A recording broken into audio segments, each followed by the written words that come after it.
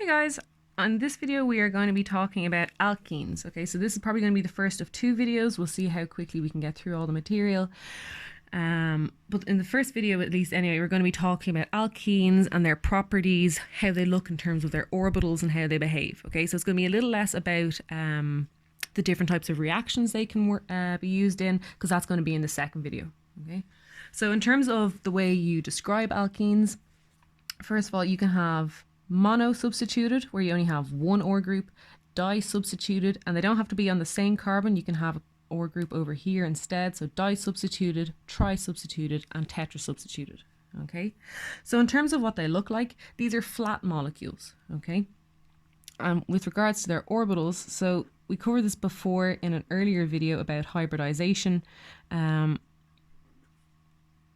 just to go through it again, so if you imagine this molecule here, so this is a molecule of ethene. Just going to draw out all the orbitals. So in terms of the simple diagram, it would just be this. Okay, but we're going to draw out all of the orbitals so you can see exactly what it should look like. So what's different between ethene and ethane, for example, is that these orbitals here and the orbitals in this sigma bond, this head-on overlap, these are sp2 hybridized orbitals. Okay, so they're not sp3 hybridized. And the reason for that is because you have 3 sigma bonds and then you have 1 p orbital left over for each of those carbons. Okay, so your sigma bond would be, say, one of the bonds here. And then what happens is these p orbitals overlap, even though it doesn't quite look like it because they're drawn quite far away, but they do overlap. And then this is what your second bond looks like. Okay, but what's really important to notice is that unlike alkanes, because of the fact that there's a double bond, they can't rotate. Okay, so if you compare this carbon-carbon single bond, the carbons and whatever these OR groups are can rotate around. Okay, however, in the case of alkenes, that's not possible.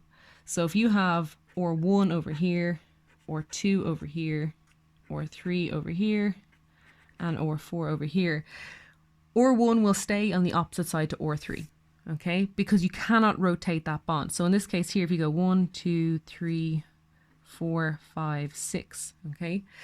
Because this bond allows rotation, OR1 isn't always on the opposite side in theory to OR4, because they can always rotate around. And the reason for that in alkenes that you can't rotate the bond is if you imagine that these two pens represent the sigma bond is the purple one and the pi bond is the red one.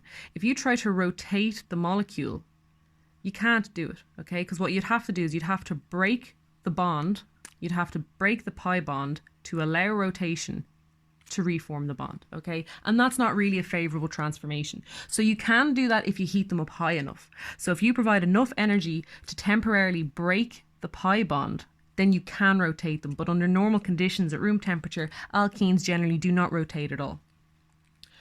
So that means that these molecules are flat, okay? So everything, OR1, OR2, OR3, OR4, and the 2 carbons, they're all in the same plane. They're all in the plane of the paper.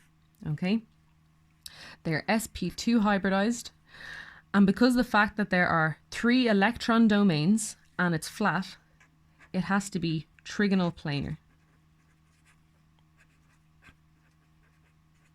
Okay, and just to emphasize that there is no rotation, and that's really, really important. So these are the 4 main things you'd need to know about alkenes in terms of their properties on a orbital level, I suppose. Okay, so because of the fact they can't rotate, if you have a 1,2 disubstituted alkene, okay, so what I mean by that is you have your 2 carbons, okay, so if this is carbon 1 and this is carbon 2, it's 1,2 disubstituted, okay. When they're on the opposite sides, when the OR groups are on the opposite sides of the molecule, it's referred to as trans, okay. Or alternatively, it can be called E, okay? So E, I can't remember what E actually stands for, but I remember it's some German word that basically means apart, okay?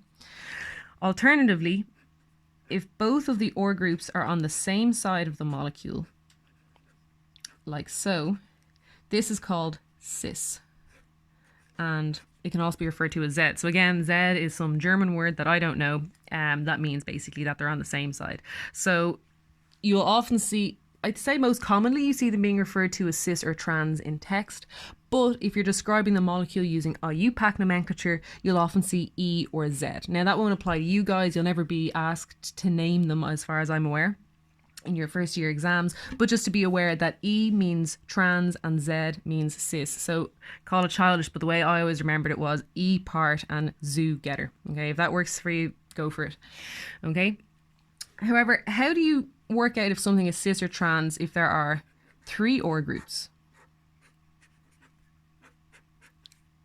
So if you have a molecule like this, okay, where all these OR groups are different, OR2 and OR3 are on the same side. So these are cis, but OR1 and OR3 are on the opposite side. So they're trans. So do you call it a cis or a trans alkene? So going back to the Can-Ingold-Prelog rules, you can do something quite similar here. So if you were to take this molecule here, this styrene derivative,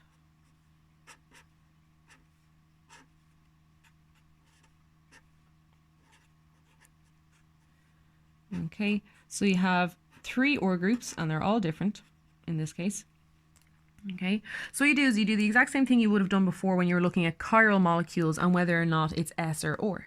So what you do is you look at all the groups bound to the alkene and you assign them a priority based on their atomic number. So in this case, the nitrogen has the highest atomic number. It's going to come first. Then you have 2 carbon atoms, except this carbon has 3 bonds to oxygen and this carbon has 3 bonds to carbon. So this is the next highest priority group.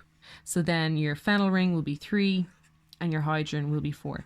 You only need to actually figure out what 1 and 2 are. Okay, that's the important thing. And then if 1 and 2 are same side, it's cis. And then hopefully it's quite obvious, if 1 and 2 are opposite, it's trans. Okay, so in this case, the 2 groups of highest priority are on the same side of the double bond, so that means that they are cis. Okay, that's usually about as complicated as it's going to get in terms of describing alkenes. So in terms of the properties of alkenes, so they're not basic. Okay, so in the last videos we were talking about amines and alcohols and whether or not they're nucleophilic, electrophilic, basic, polar. Okay, so they're non-polar. Okay, so if you were to take an alkene and dissolve it in water, now obviously that will depend on what the OR groups are, but if you say you had just a group, just a long chain like this, okay, and this is your only functional group, sorry, can you see that? Yeah. If this alkene is the only functional group in the molecule, it's a non-polar molecule, okay? It's non-polar. They're generally speaking non-basic in any way, okay? They don't tend to pick up protons. And generally you would say that they are sort of nucleophilic.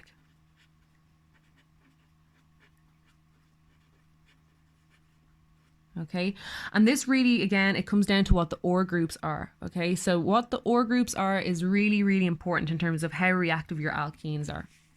So for example, if you have an alkene with, say, it's got a hydrogen there, a CH3, and then it has an ester. Okay, so as you know, oxygen is electron withdrawing, so this oxygen is slightly negative, this carbon is slightly positive. So this alkene is right next to something that's slightly positively charged. So it's pulling the electron density out of the alkene. Okay, so that means this alkene isn't actually very nucleophilic. Okay, and if you have something that's really electron donating, it's pushing electron density into the alkene, well then it's going to be more nucleophilic. Its electrons will be more inclined to attack an electrophile. Okay, so that's what I mean by sort of nucleophilic. You can also get alkenes that are sort of electrophilic as well, but that's kind of outside the scope of this course. So these are kind of the 3 main properties you need to be aware of with alkenes. Okay, they're sort of nucleophilic, not very nucleophilic in most cases. They're non-basic and they're non-polar. Okay, so I'm going to leave this video here because I don't want to make them too long, so they're kind of more bite-sized chunks. So in the next video, I'm going to be talking more about how do you make alkenes, what kind of reactions do alkenes do, how you convert alkenes to alkanes, and stuff like that. Okay, so if you're enjoying these videos or you're feeling that they're useful for you, please do check out the GoFundMe page, which is linked in the description below. All these videos are being made as part of a charity event to raise money for Cystic Fibrosis Ireland, so please do check it out and donate if you can. Thanks, guys.